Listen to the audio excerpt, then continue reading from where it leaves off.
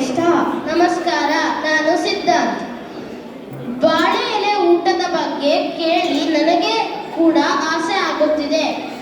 ಇವನ್ನು ಅಚ್ಚುಕಟ್ಟಾಗಿ ತಿಳಿಸಿಕೊಟ್ಟಿದ್ದಕ್ಕೆ ಫ್ರೀಮಾಂಟ್ ಕ್ಲಾಸ್ 2 ಮಕ್ಕಳಿಗೆ ಧನ್ಯವಾದಗಳು. ಮನಸ್ಸು ಎಂಬುದು ಕೊಂಬೆಯ ಮೇಲಿನ ಮರ್ಕಟ ಇದ್ದಂತೆ, ಅದು ಯಾವಾಗಲೂ ಚಂಚಲ. ಮನಸ್ಸನ್ನು ಏಕಾಗ್ರತೆಗೊಳಿಸಿದರೆ ಲಂಕೆಗೆ ಹಾರುವ ಶಕ್ತಿ ಇರುವ ಮಂಗ ಚಂಚಲತೆಯಿಂದ ಬರೀ ಕೊಂಬೆಯಿಂದ ಕೊಂಬೆಗೆ ಹಾರುತ್ತಾ ಕಾಲ ಕಳೆಯುತ್ತದೆ. ಅದೇ ರೀತಿ ಮನುಷ್ಯನಿಗೆ ಏಕಾಗ್ರತೆ ಹಾಗೂ ತಾಳ್ಮೆ ಇದ್ದರೆ ಯಾವ ಕೆಲಸವನ್ನಾದರೂ ಸಾಧಿಸಬಹುದು. ಇದನ್ನು ನಮ್ಮ ಮಿಲಿಪೀಟರ್ಸ್ ಕ್ಲಾಸ್ 2 ಮಕ್ಕಳು ಶ್ರೀ ಮಚ್ಚಿಮಲೆ ಶಂಕರನಾರಾಯಣ ರಾವ್ ಅವರು ಬರೆದಿರುವ ಮಂಗಗಳ ಉಪವಾಸ ಕವಿತೆಯನ್ನು ನಾಟಕ ರೂಪಾಂತರದಲ್ಲಿ ಪ್ರಸ್ತುತಪಡಿಸುತ್ತಿದ್ದಾರೆ. ಬನ್ನಿ ನೋಡೋಣ.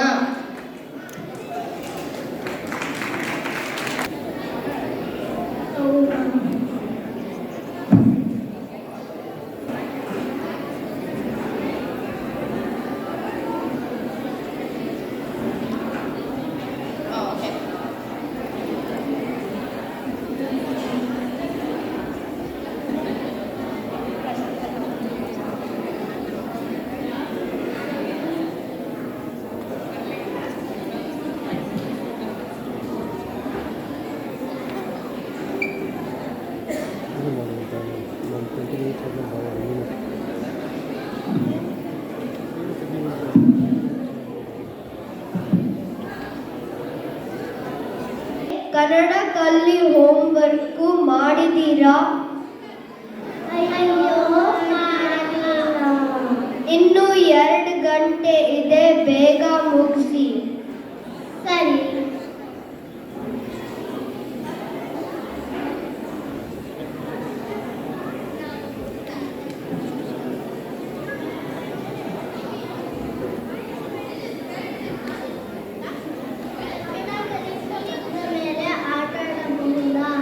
ಸರಿ ಮಕ್ಕಳೇ.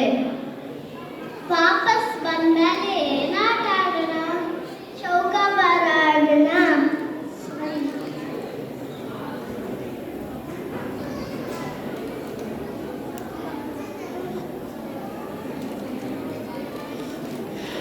ಮಕ್ಕಳೇ, ನೀವೆಲ್ಲ ಏನ್ ಮಾಡ್ತಾ ಇದ್ದೀರಾ? ನಿಮ್ಮ ಹೋಮ್ವರ್ಕ್ ಮುಗಿಸಿದ್ದೀರಾ? ಬನ್ನಿ, ನಾನು ನಿಮಗೆ ಒಂದು ಕತೆ ಹೇಳುತ್ತೇನೆ. ಒಂದು ಕಾಡಿನಲ್ಲಿ ಕೆಲವು ಮಂಗಗಳು ವಾಸಿಸುತ್ತಿದ್ದವು.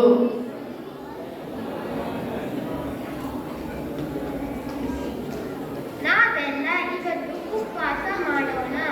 ಉಪವಾಸ ಮುಗಿದ ಮೇಲೆ ನಾವೆಲ್ಲ ಊಟ ಮಾಡಬಹುದು. ಸರಿ ಸರಿ. ಊಟ ಈಗಾಗಲೇ ಹುಡುಕೋಣ. ಹೌದು ಹೌದು, ಈಗಾಗಲೇ ಹುಡುಕೋಣ.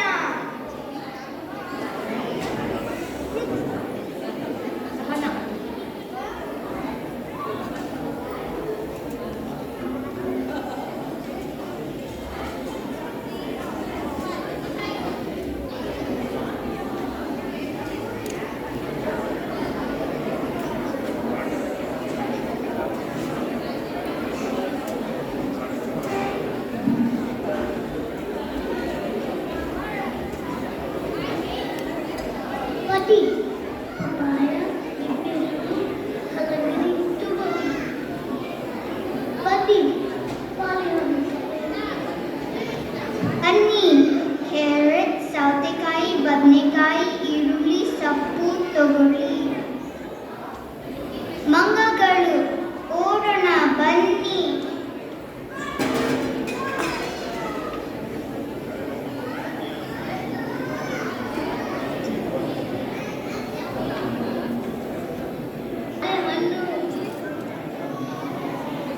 ಹೀಗೆ ಬಾಳೆಹಣ್ಣು ಸುಮ್ಮನೆ ನೋಡೋದು ಬಂದು ಎಲ್ಲ ಕೈಯಲ್ಲಿ ಹಿಡಿದುಕೊಳ್ಳೋಣ.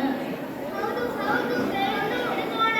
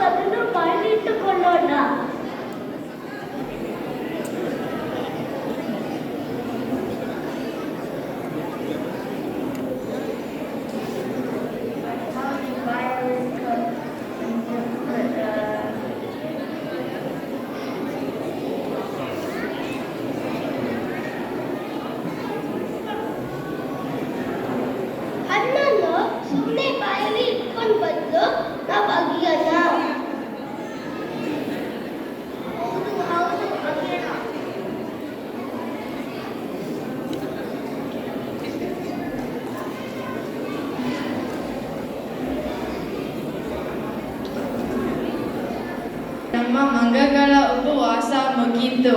ಮಕ್ಕಳೇ, ಈ ಕಥೆಯನ್ನ ನೀವೆಲ್ಲ ಏನ್ ಕಲ್ತ್ರಿ? ಎಲ್ಲ ಮಂಗಗಳು ಉಪವಾಸ ಮಾಡೋದನ್ನ ಬಿಟ್ಟು ಬೇರೆಲ್ಲ ಕೆಲಸ ಮಾಡಿದವು. ಮಂಗಗಳು ಉಪವಾಸ ಮಾಡೇ ಇಲ್ಲ. ಸಾರಿ ಅಜ್ಜಿ, ಹೋಮ್ವರ್ಕ್ ಮಾಡ್ತಾ ಇರ್ತೀವಿ. ನಮ್ಮ ಕಥೆಯಿಂದ ಮಕ್ಕಳೇ ಪಾಠ ಕಲಿತರು. ಧನ್ಯವಾದಗಳು. ಈ ನಾಟಕದಲ್ಲಿ ಭಾಗವಹಿಸಿದ ಮಕ್ಕಳು ಅಕಿರಾ ರಾವ್, ಅನಘಾ ಸತೀಶ್, ಆರ್ಯಾ ಕಾಸಿ, ಈಶಾ ಹಾಲೇಶ್, ಈಶಾನ್ ರಕ್ಷಿತ್, ಮನಸ್ವಿ ಲಕ್ಕುಂಡಿ, ಸಚಿತ್ ಗುಬ್ಬಿ, ಸಹನಾ ಸುದರ್ಶನ್, ಸಮರ್ಥ್ ಬ್ಯಾಂಗ್ಳೂರ್, ಸನ್ಮಿತಾ ಸೊತ್ತೂರ್, ಶ್ಲೋಕ್ ಹುಕೂರ್, ಸುವಿ ಸುನಿಲ್, ವೇದ್ ತೇಕೂರ್, ವಿಹಾನ್ ವಿಜಯಾನಂದ. ಹೇಳ್ಕೊಟ್ಟ ಪ್ರಾಧ್ಯಾಪಕಿಯರು ಮಹೇಶ್ವರಿ ಚಕ್ಕಾರ್, ಸಹನಾ ಕೊಂಡ ಮತ್ತು ಸ್ಟೂಡೆಂಟ್ ವಾಲಂಟಿಯರ್ ಆದ್ಯಾ ಮಾರವ್.